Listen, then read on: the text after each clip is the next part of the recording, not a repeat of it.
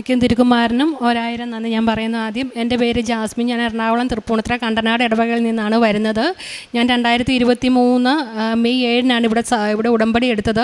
അതിനു മുമ്പ് തന്നെ എനിക്ക് മാതാവിൻ്റെ ഒരു പത്രം ഒരാൾ പള്ളിയിൽ വെച്ച് തരികയും മാതാവിൻ്റെ ഫോട്ടോ വെച്ച് ഞാൻ പ്രാർത്ഥിച്ചതിൻ്റെ ഫലമായിട്ട് എനിക്കൊരു ഗവൺമെൻറ് ജോബ് കിട്ടുകയും ചെയ്തു. അത് എങ്ങനെയാണെന്ന് വെച്ചാൽ 1 ലക്ഷത്തിലധികം ആൾക്കാർ എഴുതിയതിൽ എനിക്ക് 98ാം റാങ്ക് കിട്ടി. വളരെ പെട്ടെന്ന് തന്നെ എനിക്ക് ജോലിക്ക് കയറുവാൻ സാധിച്ചു.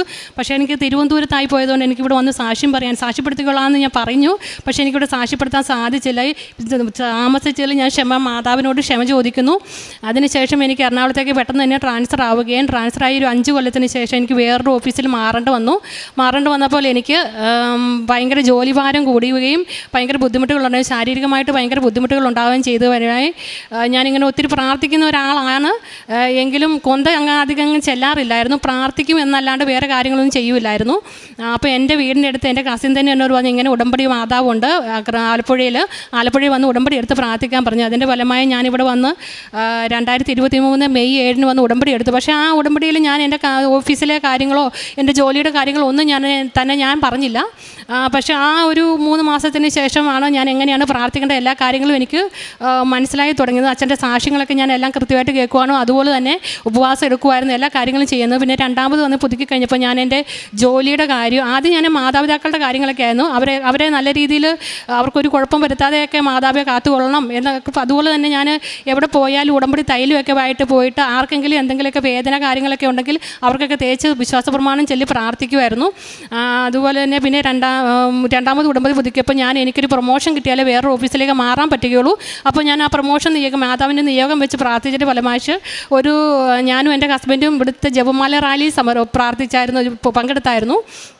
അപ്പോൾ ഞാൻ ജപമാല റാലി ഉടനീളം എനിക്ക് ജോലി മാറ്റത്തിന് വേണ്ടിയായിരുന്നു ഞാൻ കൂടുതൽ പ്രാർത്ഥിച്ചത്.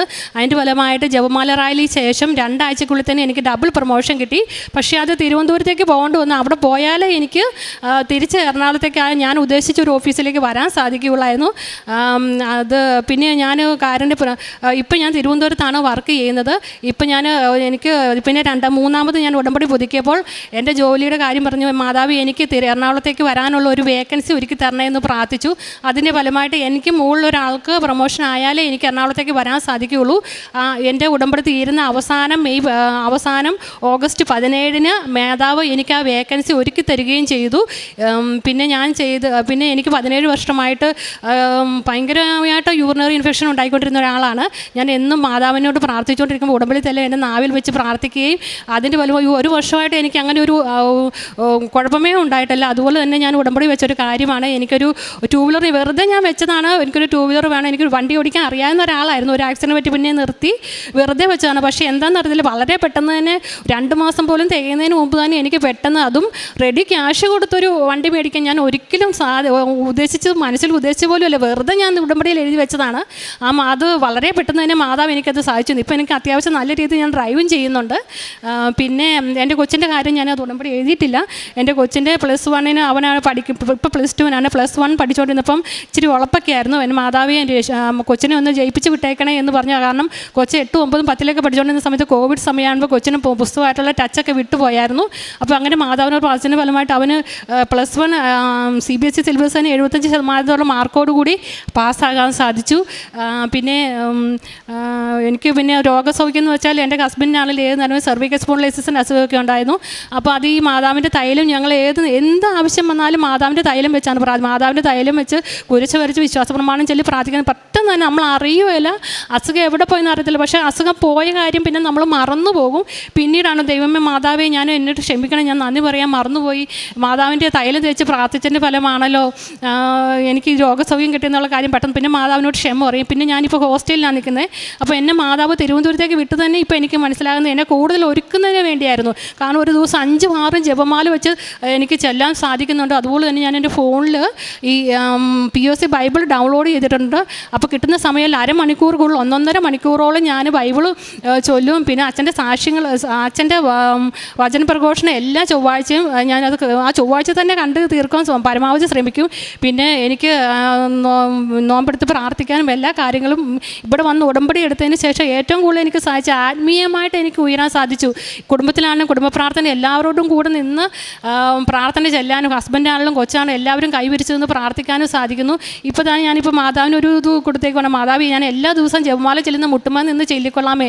എൻ്റെ കുടുംബ പ്രാർത്ഥനയുള്ള ജപമാല ഞാനും എൻ്റെ കൊച്ചും എല്ലാവരും കൂടെ കൈ ഓർത്ത് നിന്നാണ് പ്രാർത്ഥിക്കുന്നത്. പിന്നെ ഞാൻ ചെയ്തുകൊണ്ടിരുന്ന കാര്യപണിയുള്ള പ്രവർത്തനങ്ങൾ എന്ന് പറഞ്ഞാൽ എറണാകുളം ജില്ലയിലാണ് ഞാൻ ആദ്യം വർക്ക് ചെയ്തത്. അവിടെ ക്യാൻസർ സെൻറ്ററിൽ എല്ലാ ആഴ്ചയിലും ക്യാൻസർ സെൻറ്ററിൽ പോകുമായിരുന്നു. പിന്നെ ഇവിടുന്ന് ഹിന്ദി പത്രവും മലയാളം പത്രവും ഞാൻ മേടിച്ചുകൊണ്ട് പോകും. ഹിന്ദി പത്രം ബ്രോഡ്വേയിലുള്ള എല്ലാ ഹിന്ദിക്കാർക്കും അവരോട് പറഞ്ഞ്, എനിക്ക് അത്യാവശ്യം ഞാൻ പുറത്ത് വർക്ക് ചെയ്ത ഒരു ഡൽഹിയിൽ വർക്ക് ചെയ്തുകൊണ്ട് അത്യാവശ്യം എനിക്ക് ഹിന്ദി സംസാരിക്കാൻ അറിയാവുന്നതുകൊണ്ട് ഹിന്ദിക്കാരോട് പറഞ്ഞ് മനസ്സിലാക്കി ഹിന്ദി പത്രങ്ങൾ ഞാൻ കൊടുക്കുമായിരുന്നു. പിന്നെ തിരുവനന്തപുരത്ത് പോയപ്പോൾ ഞാനും എൻ്റെ ഹസ്ബൻഡും കുറേ കട്ട് പത്രം മേടിച്ചുകൊണ്ട് പോയിട്ട് തിരുവനന്തപുരം ഉടനീളം അവിടുത്തെ ക്യാൻസർ സെൻറ്ററിലെല്ലാം കൊണ്ട് കൊടുത്തു. പിന്നെ ഞങ്ങൾ അനാഥാലയങ്ങളിൽ പോയി, എനിക്ക് സത്യം പറഞ്ഞാൽ ഫുഡ് ഉണ്ടാക്കുന്ന കാര്യത്തിൽ ഇച്ചിരി പുറകോട്ടാണ്, ടേസ്റ്റി ആയിട്ട് ഉണ്ടാക്കാൻ അറിയത്തില്ല. അതുകൊണ്ട് ഞങ്ങൾ അവർക്ക് ഒരു നേരത്തേക്കുള്ള ഫുഡിനുള്ള പൈസ ഞാനും എൻ്റെ ഹസ്ബൻഡും ഒരുമിച്ച് പോയി കൊടുക്കാറുണ്ട്. പിന്നെ ഭവന സന്ദർശനം എല്ലാ കാര്യങ്ങളും വെച്ചാൽ ഒരാൾ എന്തെങ്കിലും ഒരു പ്രാർത്ഥനാ സഹായം പറഞ്ഞ് അവർ പറയും, നീ പ്രാർത്ഥിച്ചാൽ ഞങ്ങൾക്ക് കിട്ടും, ഞങ്ങൾക്ക് വേണ്ടി ഒന്ന് പ്രാർത്ഥിക്കുമോ. അപ്പോൾ ഞാൻ അവർക്ക് വേണ്ടി പ്രാർത്ഥിച്ച് കഴിയുമ്പോൾ അവരുടെ കാര്യങ്ങളെല്ലാം നടന്നു കഴിയുമ്പോൾ അവരെനിക്ക് പൈസ തന്നിട്ട് പറയും, നീ പള്ളിയിൽ പോകുമ്പോൾ ഇതൊന്ന് തിരികെ എത്തിച്ചേക്കാൻ പറഞ്ഞ് എന്നെ കൊണ്ട് ഇവിടുന്ന് എത്തിക്കുമായിരുന്നു. ഇത്രയൊക്കെ ഇതിലുണ്ട് അനുഗ്രഹങ്ങളുണ്ട്. ഇത്രയൊക്കെ തന്ന് അനുഗ്രഹിച്ച മാതാവിനും ഈശോയ്ക്കും ഒരുപായിരം നന്ദി. ഈ ഒരു സാക്ഷ്യത്തിൽ ഏറ്റവും പ്രധാനപ്പെട്ടതൊരു കുടുംബം മുഴുവൻ കൂടുതൽ പ്രാർത്ഥനയിലേക്ക് കടന്നു എന്നുള്ളത് ഇപ്പോൾ ഏറ്റവും അവസാനം പറയുന്നുണ്ട്. എല്ലാവരും മുട്ടുമേ നിന്ന് കൈകൾ ചേർത്ത് പിടിച്ച് ദൈവത്തിരുസന്നിധിയിൽ കൂടുതൽ പ്രാർത്ഥിക്കുവാനായിട്ട് ഉടമ്പടി ഒരു കാരണമായിട്ടുണ്ട് എങ്കിൽ പരിശുദ്ധമ്മ അത് ആഗ്രഹിക്കുന്ന ഒന്ന് തന്നെയാണ്. കാരണം ഇവിടെയുള്ള കുടുംബങ്ങൾ പറഞ്ഞിട്ടുള്ള ഏറ്റവും വലിയ സാക്ഷ്യങ്ങളിലൊക്കെയും അവർ സാക്ഷ്യപ്പെടുത്തുന്ന ഒരു കാര്യം, ഒരു കുടുംബ പ്രാർത്ഥനയിൽ ഒരുമിച്ച് മുട്ടുകുത്തി കൈവിരിച്ച് പ്രാർത്ഥിച്ചു എന്നുള്ളതാണ്. ഉടമ്പടി വസ്തുക്കൾ ഉപയോഗിച്ചു എന്നും പറയുന്നുണ്ട്. അപ്പം ഇങ്ങനെയുള്ള ഓരോ സാക്ഷ്യത്തിലും അവർ കൃപയുടെ ജീവിതത്തിലേക്ക് കടന്നു വരാൻ ഇടവന്നിട്ടുള്ള കുറേയേറെ കാര്യങ്ങൾ വേഗത്തിലാണെങ്കിലും സാക്ഷ്യത്തിനിടയ്ക്കാണെങ്കിലും പറഞ്ഞു പോകുന്നുണ്ട്. അപ്പം നമ്മളൊരു സാക്ഷ്യം കേൾക്കുമ്പം ലഭിച്ച അനുഭവങ്ങൾ മാറ്റി നിർത്തി അവർ ചൊല്ലിത്തീർത്ത പ്രാർത്ഥനകളും ചെയ്ത പ്രവർത്തനങ്ങൾ എന്താണെന്നുള്ളൊരു ചിന്ത എപ്പോഴും ഉണ്ടായിരിക്കുന്നത് നല്ലതാണ്. ഇതിൽ ജപമാലയെക്കുറിച്ചും കുടുംബത്തിലെ മക്കൾ ഉൾപ്പെടെ ഒരു വിശ്വാസ പരിശീലനത്തിൻ്റെ ഗൗരവത്തോടെ നിന്നു എന്നുള്ളത് സാക്ഷ്യം കേൾക്കുമ്പോൾ വ്യക്തമാണ്. ഒപ്പം ഉടമ്പടിയിൽ അതുമാത്രമല്ല, ഒരുപാട് അനുഭവങ്ങൾ ലഭിച്ചതായിട്ടും അതിലൊന്നോ രണ്ടോ ഏറ്റവും പ്രധാനപ്പെട്ട സാക്ഷ്യങ്ങളാണ് പറഞ്ഞത്. ഏറെ പ്രത്യേകിച്ചൊരു ഗവൺമെൻറ് ജോലി ലഭിക്കുവാൻ ഇടവന്നതും ഒപ്പം ഉടമ്പടിയിലെ നിന്നതിന് ശേഷം പരിശുദ്ധമ്മയുടെ വലിയ സാന്നിധ്യം അനുഭവിച്ചതുമെല്ലാം. അപ്പോൾ ഉടമ്പടി വലിയൊരു ദൈവാനുഭവത്തിലേക്കാണ് ഓരോ കുടുംബത്തെയും ഓരോ വ്യക്തികളെയും ക്ഷണിക്കുന്നത്. ഏറ്റവും പ്രധാനമായിട്ട് വേണ്ടത് ഉടമ്പടിയിലെ ഒരു കൃത്യതയും ഒരു ഗൗരവവും ഒരു വിശ്വസ്തതയുമാണ്. അത് ഇവിടെ സാക്ഷ്യം പറയുന്നവരൊക്കെയും പറയുന്നുണ്ട്. ഒരു കുറേ കൂടിയൊക്കെ ഈ ഒരു കാലഘട്ടത്തിൽ അത് നിലനിൽക്കുവാനായിട്ട് അനേകം സാധ്യതകളുണ്ട്.